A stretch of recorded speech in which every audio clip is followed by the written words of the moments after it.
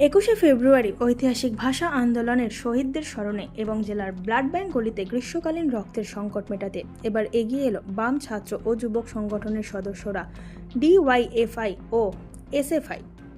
শুক্রবার ভারতের গণতান্ত্রিক যুব ফেডারেশনের ও ভারতের ছাত্র ফেডারেশনের সারেঙ্গা লোকাল কমিটির উদ্যোগে সারেঙ্গা সিপিআইএমের দলীয় কার্যালয়ের দলীয় পতাকা উত্তোলনের পর শুরু হয় এই স্বেচ্ছায় রক্তদান শিবির।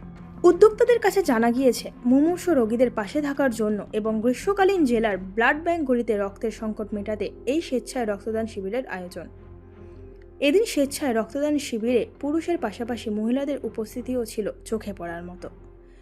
স্বেচ্ছায় রক্তদান শিবিরের উপস্থিতিতে ছিলেন ডিওয়াইএফআই বাঁকুড়া জেলার সম্পাদক সদস্য সুপ্রিয় মহাপাত্র, লালটু দুলে, সুপ্রিয় ত্রিপাঠী, অভিষেক ঘণ্টেশ্বরী, তনুময় লাহা, পথিক রজক সহ সিপিআইএমের অন্যান্য নেতৃবৃন্দ ও কর্মীরা।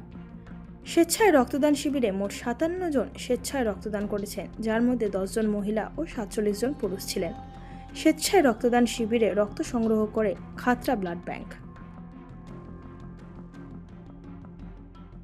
আরও খবরের আপডেট পেতে সাবস্ক্রাইব করুন আমাদের ইউটিউব চ্যানেলটি আর বেল আইকনে ক্লিক করুন নোটিফিকেশনস পেতে।